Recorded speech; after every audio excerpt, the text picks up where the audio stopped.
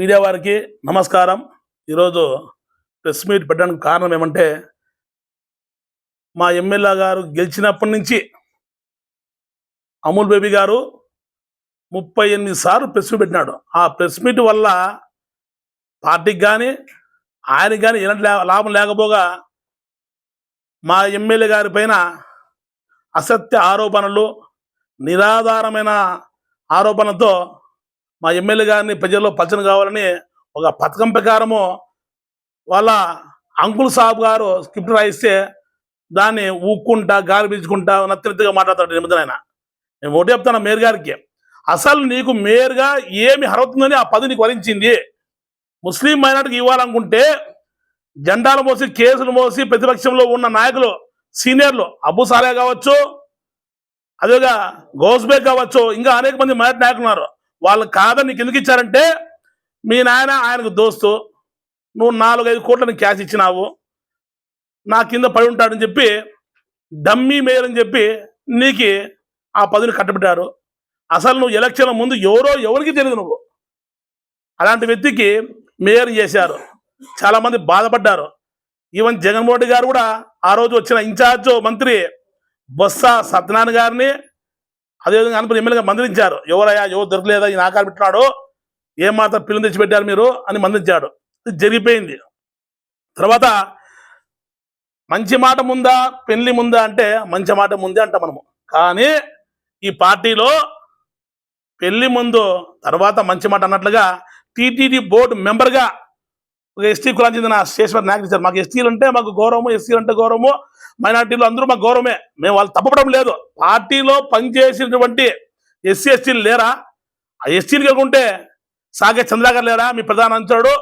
అదేవిధంగా శివశంకర్ నాయక్ గారు మీ పార్టీ కోసం ఎన్నో ఉద్యమాలు చేసిన ఆయనకి ఇవ్వచ్చు కదా?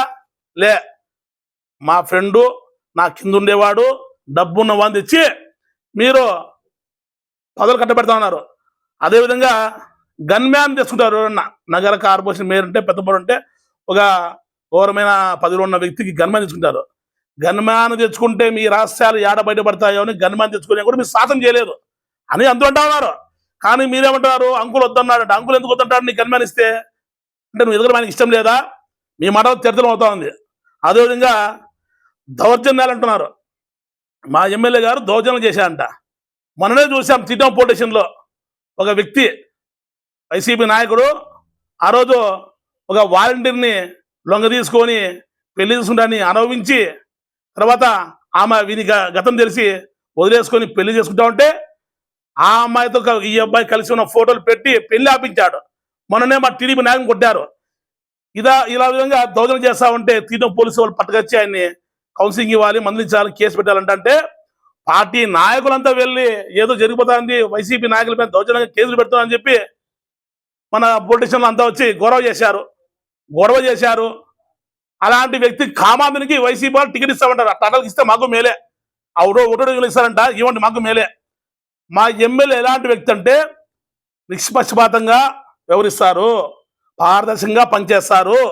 నేను అనంతపురంలో నేను ఎవరో తెలీదు, ఈ మధ్య కాలంలో ఎమ్మెల్యే దగ్గర కావడము, పార్టీలో చురుగ్గా పాల్గొనడము, ఫ్లెక్సీలు, ప్రెస్ మీట్లు, అదేవిధంగా పేపర్ యాడ్ అన్నీ ఇస్తా ఉంటే నగరంలో రాయల మీద కొద్దిగా గుర్తింపు పొందాడు.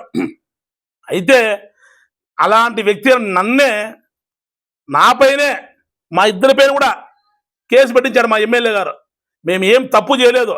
మా ఇంటి కాదు ఒక వ్యక్తి తాగొచ్చి మా పిల్లలతో గొడవ పడతా ఉంటే దొబ్బినప్పుడు చిన్న గాయమైంది. ఆయన ఎమ్మెల్సీ కావడము, మా ఎమ్మెల్యే గారికి చెప్పుకున్నా మా తప్పు లేదన్నా కూడా లేదు, ఇలాంటి చిన్న తప్పులు మేము వెనకేసుకొస్తే పెద్ద తప్పులు చేస్తారు, తప్పు ఉందో లేదో అని చెప్పి బైండ్ ఓవర్ చేసి మాకు బెయిల్బుల్ సెక్షన్ కింద మా పైన కేసు పెట్టించాడు. మేము ఎమ్మెల్యే అంచులో ఎమ్మెల్యే చెప్పుకున్నా మాకు బాధ అనిపించిన రోజు మళ్ళీ రాజు అన్నాడు, లేదు అన్న మంచి పని చేశాడు, అన్న న్యాయంగా పోతున్నాడని. అలాంటి ఎమ్మెల్యే మాకు దొరకడము చాలా అదృష్టంగా భావించాం ఆ రోజు మేము. అదేవిధంగా మా ఎమ్మెల్యే గారు రాష్ట్రంలో ఎకరాల విధంగా 11 మంది డైరెక్టర్లు, అదేవిధంగా 3 కార్పొరేషన్ చైర్మన్ సాధించుకొని వచ్చాడు. మీరు పట్టుమని 4 మంది కార్పొరేషన్ డైరెక్టర్లు తెచ్చుకోలేదు. మీరు కార్పొరేషన్ చైర్మన్ ఇస్తామన్నా కూడా వద్దు, నాకు మంత్రి పదవి కావాలన్నావు. ఒకవేళ వస్తే రజనీ సంఘం దాంట్లో ఆయన రంగయ్య గారు జగన్తో బాగా చచ్చగొట్టి ఆయనకు వచ్చింది తప్ప మీరేమి సాధించింది ఏమీ లేదు. మీ రాజకీయం కోసం ఎమ్మెల్సీ ఎలక్షన్లో వెన్నపూస గారిని, రవిజుడి గారిని వెన్నపూస కరిగించారు. ఆ రోజు నువ్వు చేసినా చేయకపోయినా మేము గెలిచేస్తాం. కాకపోతే మీ పార్టీ వాళ్ళతో కోర్టు తీసుకొని వాళ్ళని ముంచేసినాం. వాళ్ళ బాధ వర్ణాతీతము. అదేవిధంగా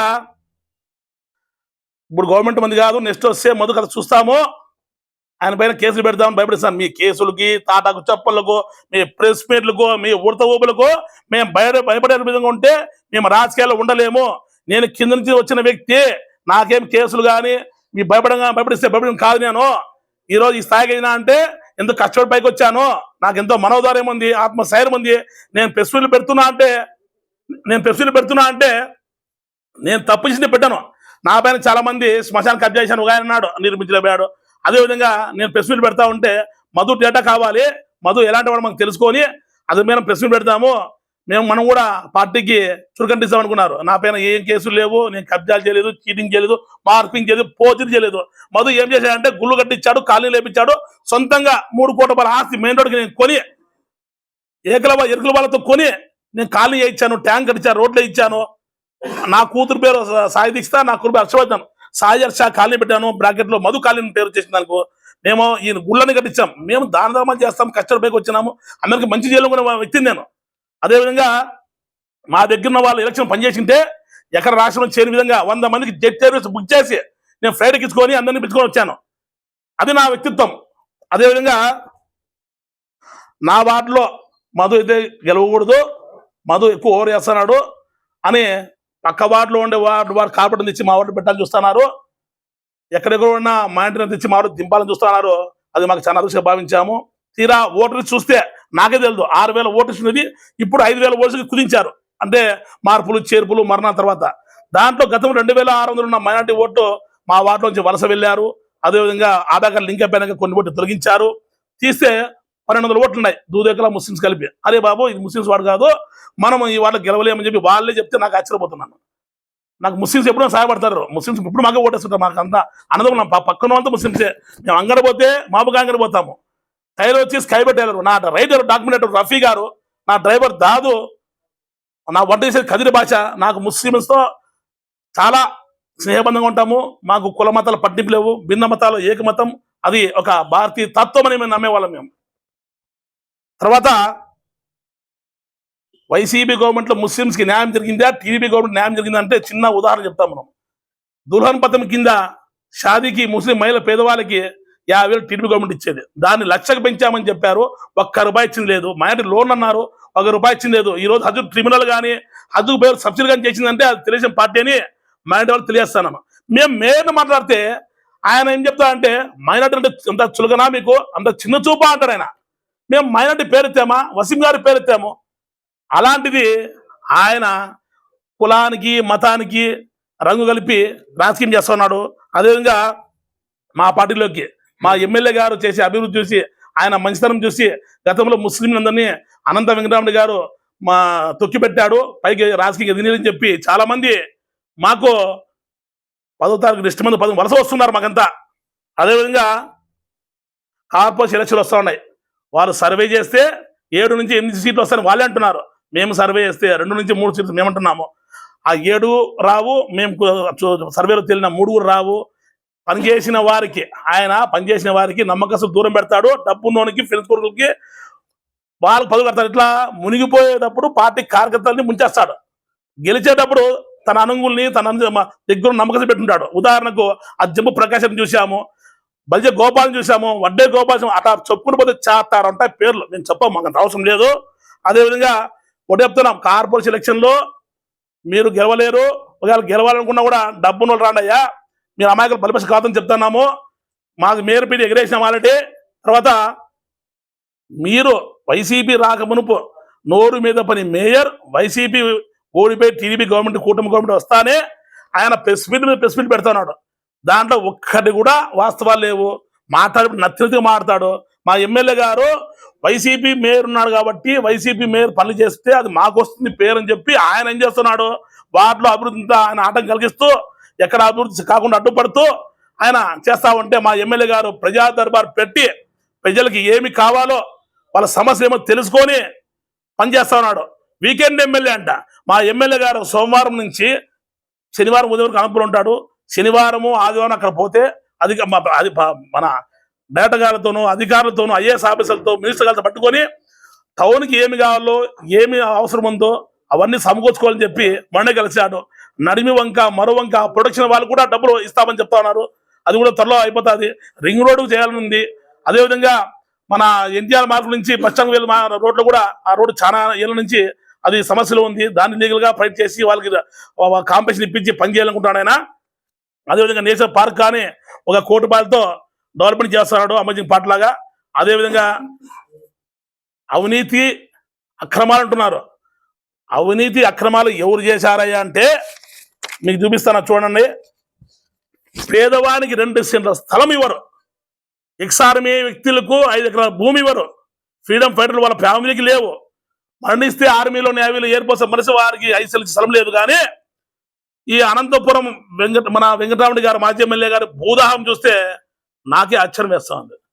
ఆయనకు బోడిగాన్ దొడ్డి సింగనమల కాన్స్టిట్యున్సీలో బుక్క రాసిన పొలంలో అనంత వెంకటరామరెడ్డి పేరు మీద చూడండి అసైన్డ్ భూమి. అదేవిధంగా మాలతీరెడ్డి ఆమెకు అసైన్డ్ భూమి, దాంట్లో కొన్ని ఎన్నో తెచ్చుకున్నారు. అదేవిధంగా అనంత వెంకట సుబ్బమ్మ అని వెంకటరెడ్డి గారి భార్య, అనంత వెంకటరామరెడ్డి గారి తల్లి గారు మన ముందు తెలుగు, ఆమె మీద కూడా వచ్చాయి.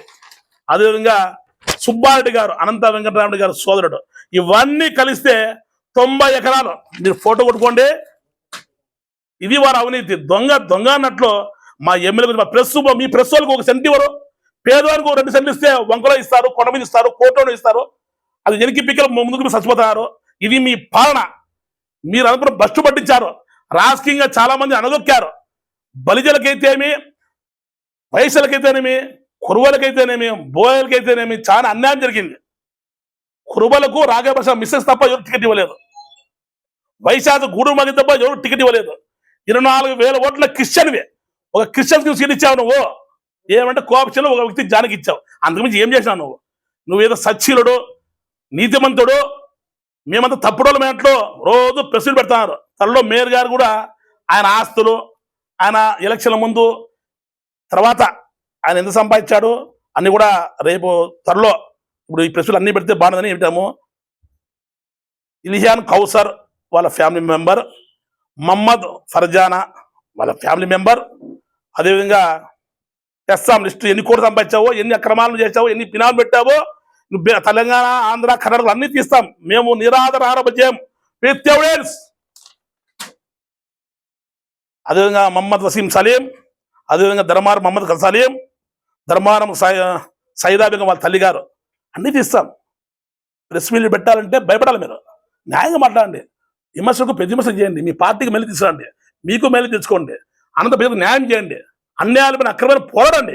అంతేగాని ఏది పడితే మాట్లాడకుండా మాట్లాడితే పద్ధతిగా మాట్లాడతాను.